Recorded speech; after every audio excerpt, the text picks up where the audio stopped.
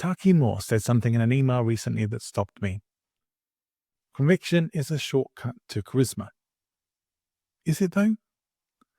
Now, Taki is one of a very small group of people whose thinking on coach marketing, particularly, I have paid close attention to for years.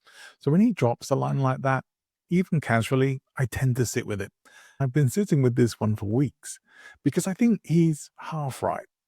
And I think the other half is quietly costing speakers bookings. Let me tell you why.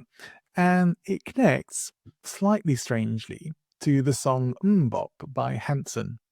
Do you know the song?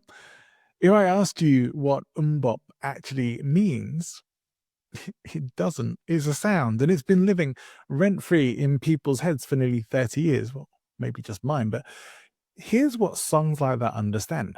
We don't experience things necessarily intellectually at first. We experience them emotionally. The feel lands before the meaning. And by the time we stop to ask what's actually being said, if we do at all, we're already sold. Now, that's not just music. That's how audiences work as well. If something feels right, confident, clear, certain, we assume it is right because it saves effort. We don't question it, we go with it. And on stage, that looks like charisma. Now, I saw this play out at a Toastmasters club, an experienced speaker there, very strong delivery, total conviction. The room was completely with her, in her hand. The problem was the talk made no sense. No clear argument, no takeaways, nothing you could actually use. Just brilliantly delivered confidence. And the room, for the most part, didn't question it, because when the signals are right, people stop looking for substance. Now, if you're a speaker who gets great reactions, gets told, oh, that was brilliant, but nothing happens afterwards, no rebookings, no referrals, no follow-ups, this is going to land, because the issue might not be your delivery. It might be that you've learned how to create a feeling of value without creating actual change. And those two things are not the same. So here's the hard truth. If nobody thinks differently after your talk, if nobody does anything differently, you didn't influence anything, you performed. And performance isn't going to get you booked and rebooked and referred. Now, to be fair to Taki, conviction does matter. We're wired to trust certainty. If you sound like you know what you're talking about, people assume that you do. That's the engine. But charisma, that's just what it looks like from the outside.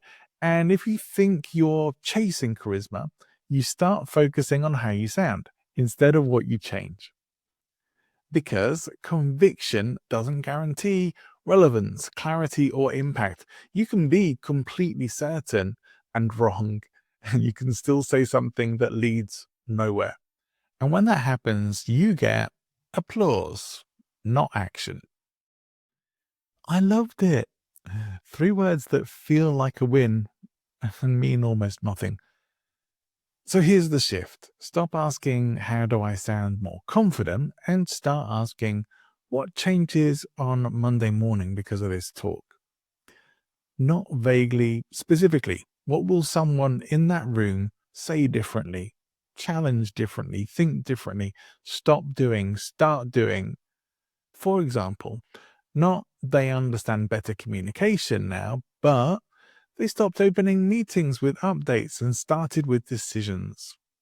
That's a change. That gets noticed. That gets you rebooked, gets your workshops booked.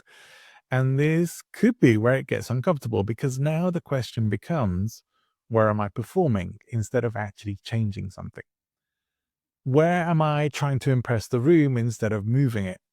And that's the line between speakers who get applause and the speakers who get booked again. So coming back to Taki's line, conviction is a shortcut to charisma, I'd put it a little differently. Conviction is a shortcut to sounding like the speaker clients want. It's not a shortcut to being one. Most speakers need more conviction, that's true. But conviction on its own, it can fill a room, it can build a following, it can also leave people exactly as they were, or even worse off. And if nothing changes, nothing was delivered. Now, if this landed, I've got two things for you. First, there's a short diagnostic in the show notes. It'll tell you whether this gap between reaction and result is what's holding you back. Takes 2 minutes and you'll get a straight answer. Second, I'm working with a small number of speakers right now who are strong on stage, but not seeing that translate into regular bookings or fees. Now, if that's you, the link to talk is there too. No pressure. You'll know if it fits for you. Do join me next time though, where I'll be sharing a conversation with multi-Emmy award-winning comedy writer Beth Sherman, who is a professional speaker and she is fantastic.